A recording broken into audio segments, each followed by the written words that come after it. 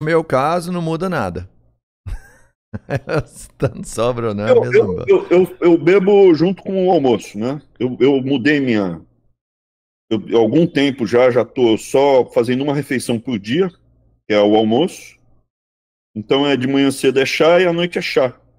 É uma vez por dia eu me alimento. É uma janela aí de 1 hora e meia, 2 horas. Ué, tipo aquela dieta do herói, você só come uma vez por dia? É one meal a day, one meal por day. É uma vez por dia que você come. Ô, Então Abraham, eu o almoço. que você achou da China quando você foi pra lá? Muito bom. Uma viagem fantástica. Eu acho uma civilização fantástica a China. Desenvolvido, o chinês tem uma boa vida, tem uma qualidade de vida, Não, eu fui para a tem China. segurança. A última vez que eu fui para o continente chinês Ah. foi quando eu estava fazendo meu MBA. O continente. E mesmo no continente, eu fiquei só em Xangai e Beijing. Eu não entrei lá para dentro, entendeu? Certo. Então, e você não tem livre trânsito das pessoas. O cara que está lá dentro não podia ir para a capital. Não? Se você era Por quê? pego, não. Por que não? O governo não deixa? Você tem piada comigo. Não tô. Manda Não quem tô, pode, tô falando obedece sério. quem tem juízo. Eu tenho amigos que moram lá. País comunista, vamos lá, país comunista. Ó, a verdade. Você tem que andar com seus papéis. Ah. Não estou falando de da China. Qualquer país comunista tem que andar com seus papéis. Na sua carteira de habilitação está escrito o quê?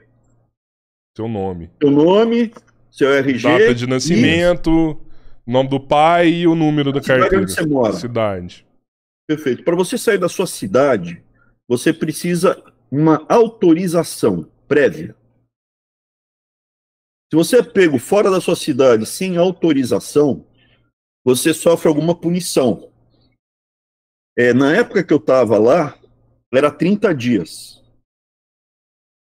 Eu perguntei qual é a punição, porque eu tive um tio da minha avó foi lutar contra os alemães, ele era jovem, foi lutar contra o exército do Bigodinho e se alistou no Exército Vermelho e sobreviveu. Daí ele queria ir embora, falou, agora eu quero ir embora da União Soviética, acabou a guerra, eu quero ir embora. Ela falou, como você quer ir embora do paraíso? Eu não sou russo, eu quero ir embora daqui, eu quero ir para América, quero ir embora daqui, não quero ficar no... Daí mandaram ele para Sibéria. Caraca. Então eu conhecia muito essas histórias da União Soviética, como era e tal. A União Soviética é a mesma coisa, você morava em Moscou, se você fosse para Leningrado e fosse pego lá, sem autorização prévia, é cadeia.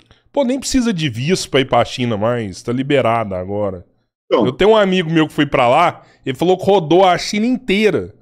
Foi todas as cidades, foi no campo, foi pra todo lugar. Precisa, não, tirou o visto, você não precisa de visto mais pra ir pra China, não. Sério? Dá um Google aí, pô, não tô mentindo não, ué. Não sei, assim, é porque Não precisa não, agora tá liberado pra ir pra China.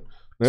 Só pra sair lá que não tá. Não, mas isso aí, pô, eu tô falando sério, um amigo meu acabou de chegar de lá, tem 15 dias, rodou lá pra todo lado. Eu perguntei pra ele chama Bidias. Falei, Bidias, como tava lá na China? Ele tinha ido há 14 anos atrás. E há 14 anos atrás ele falou que quando chegou lá, ele imaginou que era uma viagem no tempo. A diferença do Brasil pra China 14 anos atrás. Falei, e aí? E hoje? Como é que foi a viagem no tempo? Ele falou, cara, o que a China mudou, agora ela muda a cada 14 dias. 14 dias lá tá melhor. E ele, aí muita gente fala, pô, mas são os grandes centros, né? Se você ir lá pra área rural, pra cidades menores, aí você vai encontrar uma pobreza. Ele viajou a China inteira. Ele falou que a gente tem outro amigo lá que falou que a única região que ele precisa de uma autorização pra ir é pro Tibete. Porque o Tibete realmente teve um problema de infiltração quando era na região do Tibete. Agora, ele, na China inteira, ele anda lá de boa. Que mas isso aí é igual os Estados Unidos. Se você for pra passear, uma realidade vai viver. O Tibete é um país, eles invadiram o Tibete. Que infiltração. O Tibete é um país. Eles invadiram o Tibete e pegaram o Tibete. Mas diz que a China não é expansionista? Ela não é expansionista no sentido imperial. O Tibete é estrategicamente muito importante para a China, entendeu? Ela não tem o conceito de dominar, quero ocupar o território do mundo. historicamente a China tem um império do meio, né?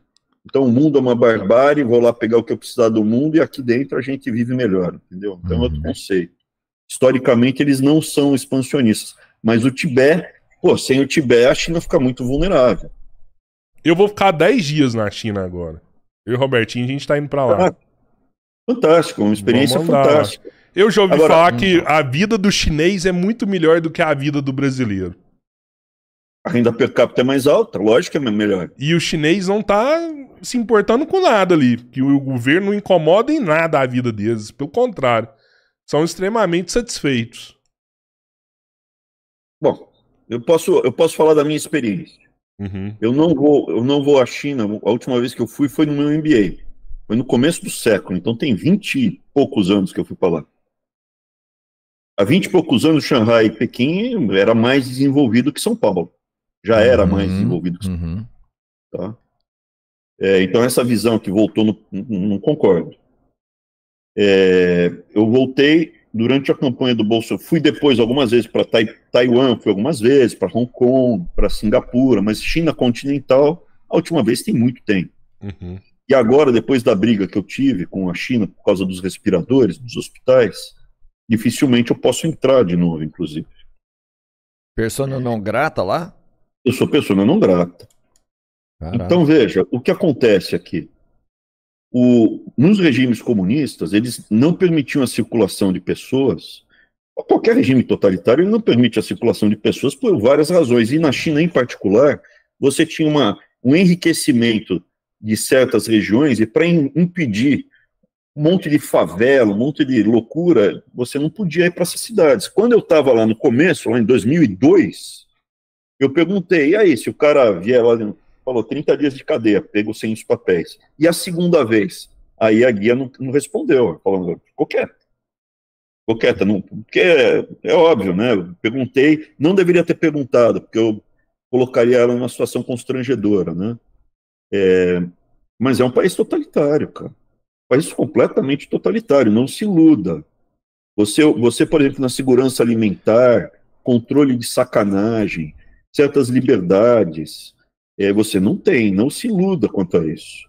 Você pode sumir, tem várias histórias aí que você pode ver e confirmar.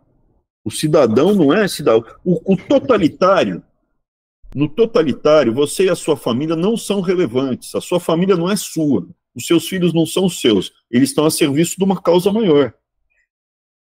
Tem um exemplo de uma escola que eles ficam selecionando na China, fazem exame genético para ver compatibilidade de órgãos. E aí eles pegam crianças pela China inteira e levam para uma escola top, fantástica, maravilhosa, e a criança vai estudando lá. Daí conta que de vez em quando uma ou outra some. Tira um órgão, sim, para colocar. Ela tem compatibilidade com alguém alto do partido. Para colocar no Xi Jinping e tal. Os melhores. Ou no filho do Xi Jinping, ou em alguém. Os melhores são. O cara às vezes faz uma fraude, falsifica leite, falsifica carne, falsifica umas coisas que não é possível. É uma sociedade muito corrupta também, não tanto quanto no Brasil. O Brasil é um dos países mais corruptos do mundo, né? E está piorando. Pela transparência internacional, o Brasil tem piorado no ranking de corrupção mundial.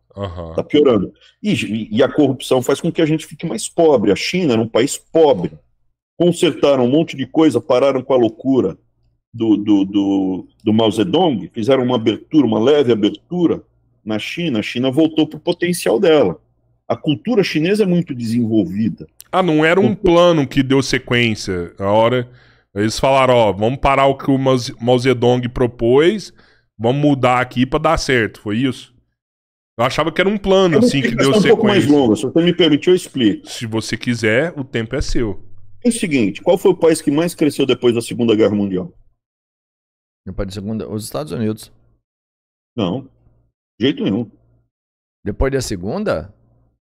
Tipo, logo depois ali da Guerra Fria, aquela parada toda? Não, depois da 1946, 47, 48, 49, 50. Qual foi o país que mais cresceu? Não sei, não vou chutar, Alemanha. Não. Alemanha. Quanto era o PIB da Alemanha em 1945? Não tem noção. Zero. É que tava tudo explodido ali, no final. Né? Tudo explodido, sobrou o quê? Cresceu, mas proporcional, porque de 0 para 1 você cresceu 100%. E foi crescendo, a Alemanha foi crescendo. O Japão a mesma coisa. O Japão, o que tinha no Japão depois da Segunda Guerra Mundial? Tem até hoje, japonês. O que o alemão faz? O alemão faz máquina, faz navalha, faz relógio cuco, faz mesa, faz cadeira, ele faz um monte de coisa. Culturalmente, ele sabe fazer um monte de coisas. O italiano do norte da Itália também, ele faz um monte de coisa. Faz instrumento musical, faz motor, faz arma. Então, quando você destrói tudo, sobra a população, eles reconstroem, eles fazem o que eles sabem fazer, são skills. E esses skills, essas habilidades, elas são culturais, passam de geração para geração. Você pode perder os skills ou pode ganhar os skills. Culturalmente, você pode evoluir ou involuir. E essas habilidades são passadas pela família, pela tradição cultural, pela língua, por tudo. Então, o que acontece? A China era uma sociedade muito desenvolvida.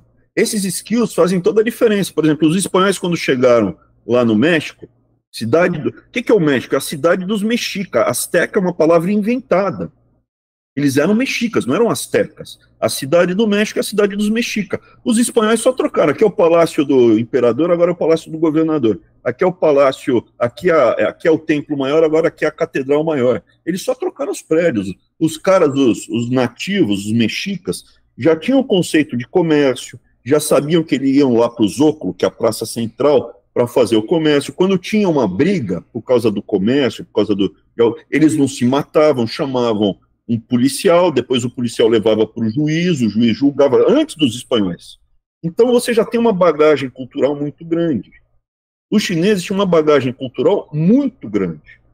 E na história deles você tem troca de dinastia. Então tem uma dinastia, ela de repente entra em decadência, tem um caos e é substituída por outro. E estava no final de uma dinastia, se eu não me engano foi a Ming, e os europeus chegam comercializando. Então estava no momento de fraqueza institucional, organizacional, e chegaram os europeus, a gente quer porcelana, a gente quer seda, a gente quer chá, a gente quer um monte de coisa. Por que queria o chá? Né? Por que o chá era tão importante? Porque a Europa, até o Pasteur, as pessoas não sabiam que a água tinha que ser uma água pura. Então as pessoas morriam de beber água. Na Europa as pessoas bebiam o quê? Água misturada com vinho, cerveja, porque o álcool é mais seguro do que beber água num poço, no meio de uma cidade onde tem uma latrina e tem um poço d'água, entendeu? Então a pessoa... E na China, bebiam chá.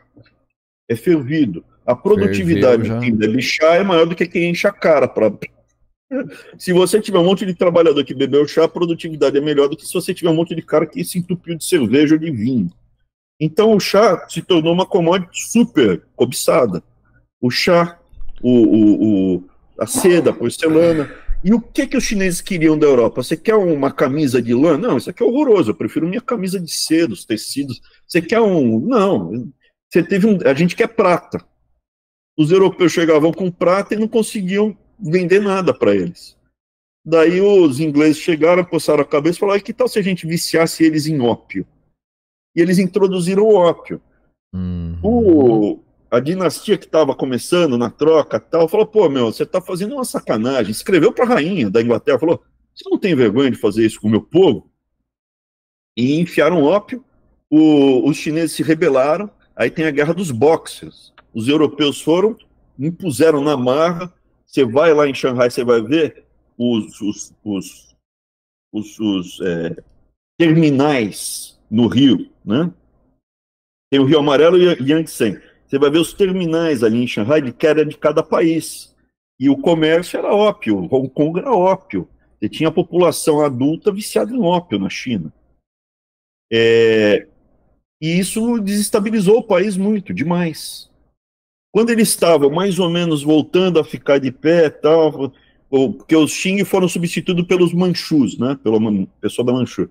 Quando estava começando a ficar de pé, vieram os japoneses, porque os japoneses começam a dominar territórios da atual China no começo do século XX, já 1910, 20. A guerra chinesa-japonesa, o massacre de Nanquim, é em 1937. muito antes da Segunda Guerra. E eles vêm matando, desestabilizando a China de novo. Aí vem a Segunda Guerra. Quando termina a Segunda Guerra, tem uma guerra civil, que é o Chiang Kai-shek, que vai para Taiwan, e o Mao Zedong fica na China. E aí, quando o Mao Zedong entra, é o comunismo, a loucura do Mao Zedong. O Mao Zedong é um louco varrido. Mas que ele foi essencial para acabar com a fome na China, né? Fez a reforma agrária, tudo. Fome 80 milhões de pessoas, cara. Pelo amor de Deus, Mao Zedong, ele no grande salto para frente, ele matou mais do que Stalin. Foi pior, a fome teve um lance, ele fazia umas imbecilidades, tipo, vamos matar os pardais, porque os pardais comem a plantação e tal. Uhum. Aí todo mundo saiu matando o pardal. Daí deu praga de gafanhoto. Aí tinha umas burradas. Agora vamos fazer. Agora os camponeses têm que fazer ferro, porque a gente precisa ter ferro para produzir infraestrutura. Mas não, eles têm que plantar, não, vão fazer ferro. A produtividade era baixíssima, fazer usina siderúrgica com 10 caras no fundo do quintal. Foi um desastre, o pessoal morreu de fome, assim, gigantesca a fome do Mao Zedong. A economia fundou de uma forma boçal, fora a parte da destruição cultural que ele causou. Então ele não acabou com a fome, ele acabou com quem tinha fome. Ele acabou com quem tinha fome. É isso aí. Acabou com quem tinha fome. O Mao Zedong foi o Mao Zedong, eu coloco ele assim, Stalin e Mao Zedong é um páreo duro para saber quem é pior. Aí quando o Mao Zedong morre, ele é substituído e aí começa a abertura. Entendeu? Mas a população estava toda preparada para quando Deng Xiaoping abriu a China, né? Porque não adianta você falar, vou abrir o Brasil agora, e você não tem uma população preparada, uma mão de obra pronta para absorver, né? Que quando Deng Xiaoping abre a China... Mas não é por causa do Mao Zedong, é isso que eu queria falar. Desculpa. Veja, olha o seguinte, culturalmente, o chinês de Taiwan é muito próximo do chinês do continente. O chinês de Singapura é muito próximo do chinês do continente. O de Hong Kong é muito... O coreano é muito próximo do chinês. Muito próximo. Culturalmente. Você pega esses países, eles têm tudo renda per capita de 30 mil, 40 mil. Singapura, então, é muito alto, mas Singapura é 4 milhões, 5 milhões de habitantes e faz muito comércio, então é um caso. Mas o chinês, em termos de potencial, ele tem um potencial igual a um europeu do sul, talvez um pouco abaixo, 30, 40 mil dólares. Um alemão, ele tem um potencial, ele consegue produzir quanto? Uns 60 mil dólares. Um japonês vai produzir uns 60 mil dólares. Então você pega um país destruído, tira o problema, acabou a guerra, acabou o Mao Zedong, acabou o ópio. O Mao Zedong acabou com o ópio em 5 anos. Em 5 anos acabou com o vício de ópio no país. Uhum. Acabou. Você converge para o seu potencial. Culturalmente, nós somos latino-americanos. O Brasil é latino-americano. Todos os países da América Latina são iguais. Alguns são mais latino-americanos, outros são mais indígenas. O latino-americano é uma mistura, principalmente do europeu ali do sul, com um pouco de africano e um pouco de nativo. Tem nativos mais desenvolvidos, outros mais primitivos, mas o latino-americano é essa mistura. O brasileiro é latino-americano? É. Sim. A gente é parecido com um chileno, um argentino, um mexicano, com um colombiano, muito, muito parecido culturalmente. Qual a renda per capita histórica? Historicamente, o Brasil tem uma renda per capita acima da média da América Latina. Quer dizer que, historicamente, o Brasil é um país que, em termos econômicos, médio, ele é melhor que a média. A gente é melhor que a Nicarágua, que a Bolívia, que o Peru, que a Colômbia. Sim, historicamente nós somos. A Bolívia, por exemplo, o altiplano, eu não considero América Latina, eu já considero indígena, quechua. Santa Cruz, que é a província faz fronteira com o Brasil, ela é América Latina. Mas, historicamente, o Brasil, ele tem uma renda per capita acima da média latino-americana. E o Chile, historicamente, era média baixa. Hoje, o Chile é o país, junto com o Uruguai, os mais ricos da região. renda de 25 mil dólares per capita. E o Brasil está abaixo do Peru. Uhum. O Brasil está abaixo da Colômbia. O Brasil está entre os países mais pobres da América Latina. Por quê? Porque a República de Deodoro está apodrecendo. Então, da mesma forma como as dinastias, uma crise, um problema muito grave, desestabiliza a sociedade e afeta a produção econômica, no Brasil também, o dia que a gente resolver, a renda per capita do Brasil vai crescer. Até que ponto? Até chegar no seu potencial. Qual o potencial? Nós vamos produzir a mesma coisa que um americano? De jeito nenhum. Vamos produzir a mesma... Nem quero que produza. Porque a vida do brasileiro é mais feliz do que de um americano se tiver uma renda. O brasileiro com 25 mil dólares de renda por ano é mais feliz que um americano com 50 mil. O americano tem 80 mil de renda per capita. Eu acredito.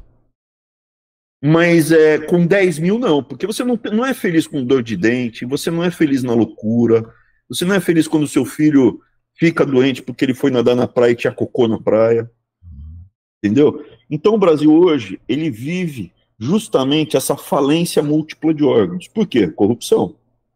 E você vê que é parecido até na China, porque tinha muita prostituição, isso é uma sociedade que tinha se perdido em termos de valores, muita droga, o Brasil tem muita devassidão, muita droga, produtividade baixa, muita criminalidade. Dá para resolver? Dá. Singapura era um bordel a céu aberto. 25% da população era viciada em ópio, era só prostituição, roubo e droga. Um porto era tão ruim que a Malásia falou, a gente não quer. Quando teve a independência, a Inglaterra falou, ó, vocês ficam junto com a Malásia. A Malásia falou, não, a gente não quer esse lixo, não. Como que você classifica a China hoje? Capitalista, comunista?